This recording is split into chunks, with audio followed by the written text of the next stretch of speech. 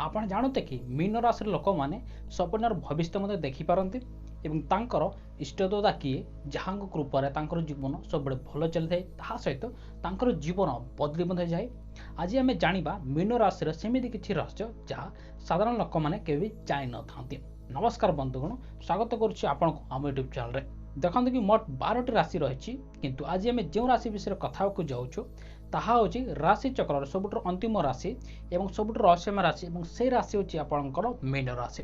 Mean राशि लोक मैंने देखा जी शांत से मन भितर से गभीरता समुद्र लुचि रही है।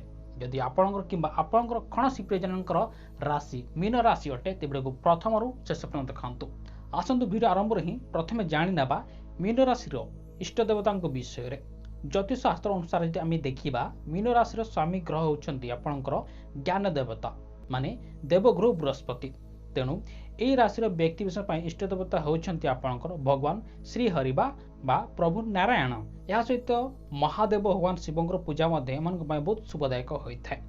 मीन राशि लोक मैंने जदि प्रति गुरुवार दिन भगवान विष्णु को हलदिया फूल अर्पण करती एवं ओं नमो भगवते वासुदेव मंत्र जप करती तो तांकर जीवन में सब सुख समृद्धि बजाय रही है। तेणुक आप निजर इष्ट देवता आपड़ हे तो भगवान महादेव को पूजा करूँ, आपड़ हे तो नारायण को पूजा करूँ, निहाती आपण जीवन में खुशी माड़ी आसब।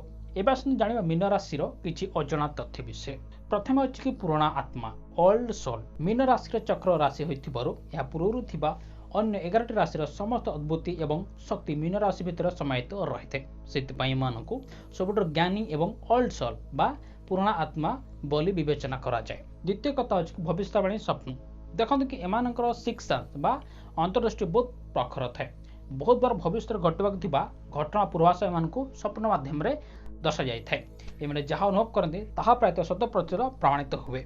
एमाने वास्तव दुनिया अपेक्षा निजर एक अदृश्य कल्पना दुनिया बंचा को अधिक पसंद करते।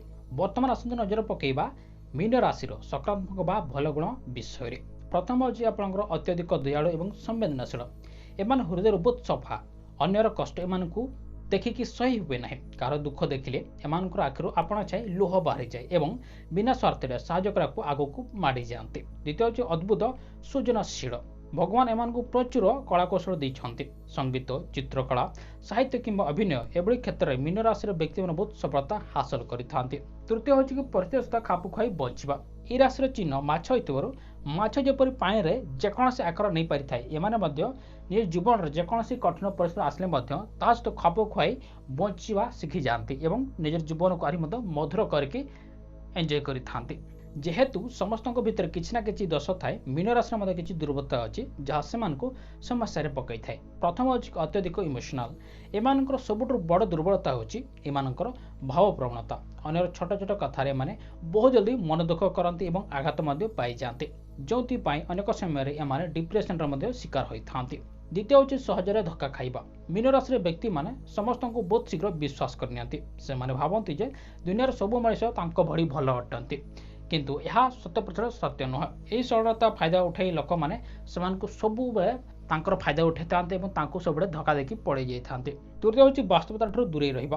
कौन से बड़ समस्या आसिले तार सामना करने बदल में एमाने से समस्या मुह लुचाई निज स्वप्न दुनिया को पढ़ा चेष्टा करते। दृढ़ निष्पत्ति नेबार एम बहुत असुविधा होता है। दर्शक बंधु, यह मीन राशि व्यक्ति उपर एक संपूर्ण विवरणी। जदि आपंकर राशि मीन राशि तेज कमेंट बॉक्स में आप निहाती जणातु।